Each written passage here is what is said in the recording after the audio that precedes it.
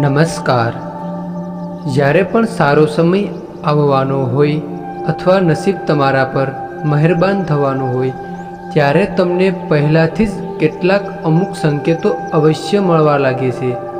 તો આજનો વિડીયો એ તમારા માટે ખૂબ જ ઉપયોગી બનવાનો છે.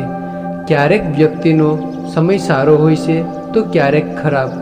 કહેવાય છે કે જો સમય સારો હોય તો વ્યક્તિ એ માટીને અડકે ને તો પણ તે સોનું બની જાય, અને જો સમય ખરાબ હોય તો ઊંટ પર બેઠેલા વ્યક્તિને પણ કૂતરો કરડે છે.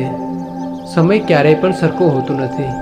તો આજના વિડીયોમાં આપણે સારો સમય આવતા પહેલાં અમુક સંકેતો મળે છે જેની તમને જાણ હોવી ખૂબ આવશ્યક છે.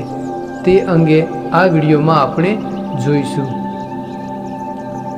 તો ચાલો તમારા બધાનો કિંમતી સમય બગાડ્યા વગર વિડીયોની શરૂઆત કરીએ. જેમાં સારો સમય આવતા પહેલાં માણસને કયા શુભ સંકેત મળે છે.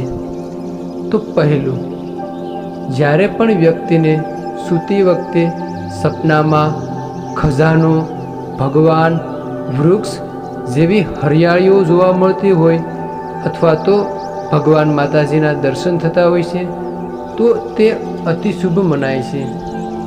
બીજું, જ્યારે પણ તમે તમારા ઘરની સામે આંકડાનું ઝાડ ઉગતું જોવા મળે તો સમજી જશો કે તમારો સારો સમય આવવાનો છે. તો આ સંકેત પણ ખૂબ જ શુભ માનવામાં આવે છે. ત્રીજું, 3 ગરોળીનું જોવું.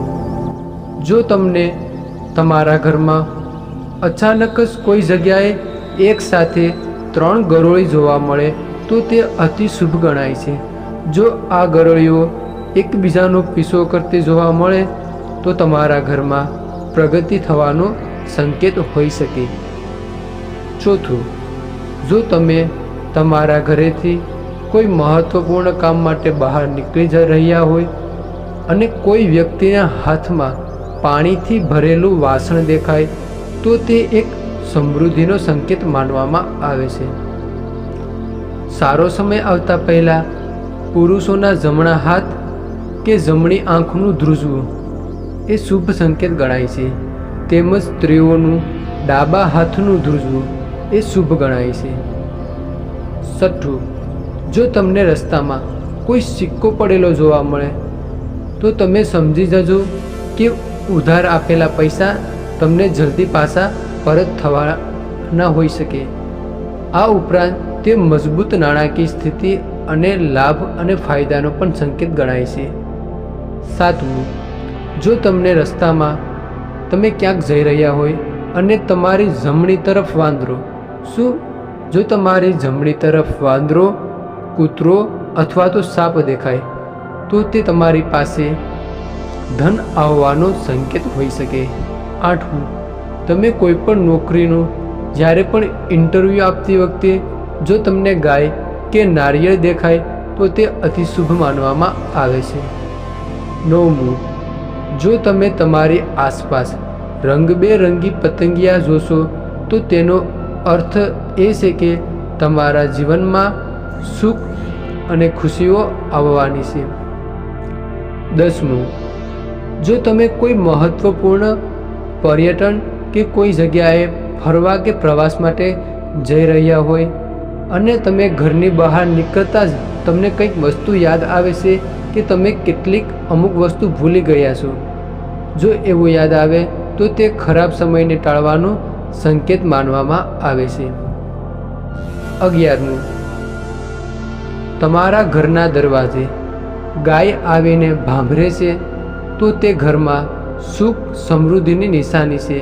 આવી સ્થિતિમાં જ્યારે પણ ગાય તમારા ઘરે આવે અથવા તો દરવાજે આવે તો તેને રોટલી અવશ્ય ખવડાવો. 12મું, જો તમે કોઈ પણ કાર્ય માટે રસ્તા પર જઈ રહ્યા હોય અને તમને રસ્તા પર કોઈ સિક્કો પડેલો જોવા મળે તો તમે સમજી જાજો કે ઉધાર આપેલા પૈસા જલ્દી પાછા મળવાના છે. 13મું, જો પૂજા દરમિયાન ભગવાનની મૂર્તિ પર મૂકેલું ફૂલ અથવા તો પાન તમારી સામે ઓચિંતા પડી જાય છે તો તેનો અર્થ એ હોઈ શકે કે ભગવાન તમારાથી ખૂબ પ્રસન્ન છે અને જલ્દી જ તમારી મનોકામના પૂર્ણ થવાની છે. 14. સૂતી વખતે જો તમને કોઈ સપનું આવે, તે સપનામાં કોઈ જગ્યા પર પાણી દેખાય તો તમને પૈસા લાભ થશે તેવો સંકેત હોઈ શકે.